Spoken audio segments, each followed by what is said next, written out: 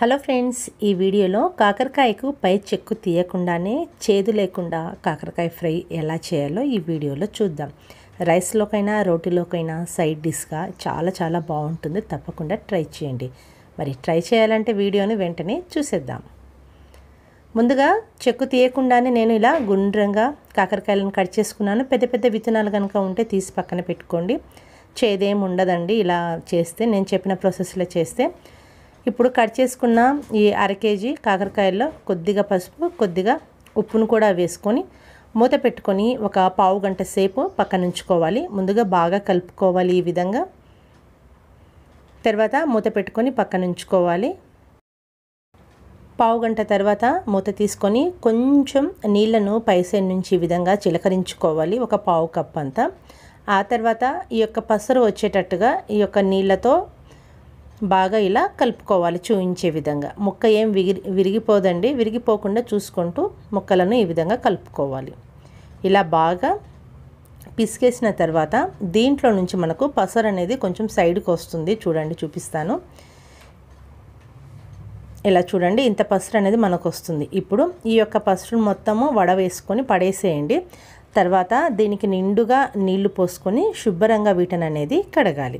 దానికోసమే నేను నీళ్లు నింపుకున్నాను. ఆ నీళ్ళని పడేసి పై సైడ్ నుంచి వచ్చే విత్తనాలను తీసి పక్కన పెట్టుకోండి. విత్తనాలు అవసరం లేదు అనుకుంటే విత్తనాలతో కూడా బాగుంటుంది, ఇష్టం లేని వాళ్ళు తీసేయచ్చు.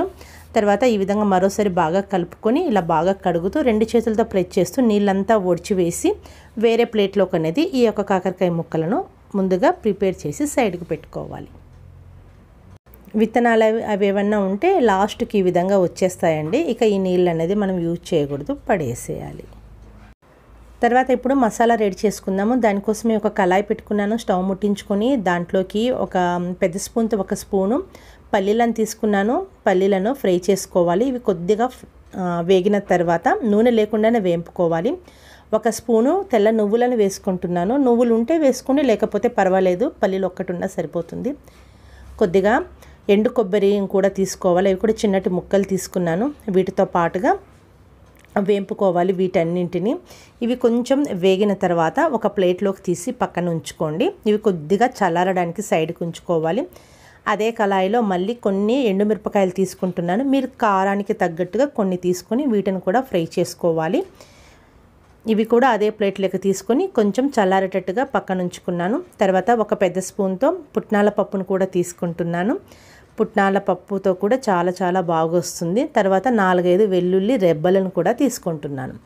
వీటన్నింటినీ కలిపి మన వేంపుకునే కొద్దిగా చల్లారిన తర్వాత నీళ్లు లేకుండా మనం వీటిని అనేది మిక్సీ చేసుకొని మంచిగా పౌడర్ అనేది రెడీ చేసుకోవాలి. ఈ విధంగా చూడండి, పౌడర్ రెడీ చేసి సైడ్కి ఉంచుకున్నాను. ఆ తర్వాత అదే కళాయిలో నేను కొద్దిగా నూనె ఎక్కువగా వేసుకొని నేను తీసుకున్న అర కేజీ కాకరకాయ ముక్కల్ని ముందుగా సగం, ఆ తర్వాత సగం డీప్ ఫ్రై అనేది చేస్తున్నాను. డీప్ ఫ్రై చూస్తున్నారు కదా, మరి ఎక్కువగా ఫ్రై కాకుండా కొంచెం కచ్చాపచ్చాగా ఉంటే సరిపోతుంది. ఇలా ఫ్రై అయిన ముక్కలన్నింటినీ తీసి నూనె ఒడుస్తూ వేరే ప్లేట్లకని తీసి పక్కన ఉంచుకోవాలి. తర్వాత మళ్ళీ కొంచెం నూనెను వేడి చేసుకొని ఆ తర్వాత మిగిలిన ముక్కలను కూడా ఈ విధంగా వేసుకోవాలి. మీరు ఎన్ని తీసుకుంటే అన్నీ ఒక్కసారి కాకుండా ఇలా 2 సార్లు 3 సార్లు విడివిడిగా కనుక వేంపుకున్నారు అంటే అన్నీ ఈక్వల్గా మనకు ఫ్రై అయిపోతాయి. ఆ తర్వాత నూనెను కొంచెం తీసి పక్కన ఉంచుకున్నాను. తాలింపుకు సరిపడే నూనె మాత్రమే అదే కడాయిలో ఉంచుకొని దాంట్లో 1 స్పూను తాలింపు గింజలను వేసుకుంటున్నాను. జీలకర్ర, ఆవాలు, మినపప్పు, శనగపప్పు అన్నీ కలిపి 1 స్పూను. తర్వాత 4-5 వెల్లుల్లి రెబ్బలను కచ్చాపచ్చాగా దంచుకున్నాను. అవి వేగనిచ్చి ఆ తర్వాత కాకరకాయ ఫ్రై ముక్కలను కూడా వేసుకోవాలి. ఇలా వేసుకొని కొంచెం వేంపుకోండి. ఆ తర్వాత మిక్సీ పట్టుకున్న యొక్క మసాలా మిశ్రమాన్ని కూడా దీంట్లోకి పైనుంచి ఈ విధంగా కలుపుకోవాలి. మీడియం నుంచి లోకి మంటను తక్కువగా పెట్టుకోండి. తర్వాత ముక్కలకు బాగా మసాలా పట్టేటట్టుగా కలుపుకోవాలి. తర్వాత పై సైడ్ నుంచి కొంచెం సాల్ట్ వేసుకోండి. ఆ తర్వాత ఒక అర స్పూన్ వరకు ధనియాల పౌడర్ని పై సైడ్ నుంచి వేసుకోండి. ధనియాలు కనుక ఉంటే వాటిని పల్లీలతో పాటుగానే ఫ్రై చేసుకొని మిక్సీ చేసుకున్నా సరిపోతుంది. ఇలా అన్నిటినీ బాగా కలుపుకొని కొద్దిసేపు ఆగి కావాలంటే మీరు కరివేపాకును కూడా ఫ్రై చేసుకొని మిక్సీ పట్టినా కూడా బాగుంటుంది. నచ్చితే ఇలా ఒకసారి ట్రై చేయండి. ఇక ఈ కాకరకాయ ఫ్రై అనేది సైడ్ డిష్గా రెడీ అయిపోయింది.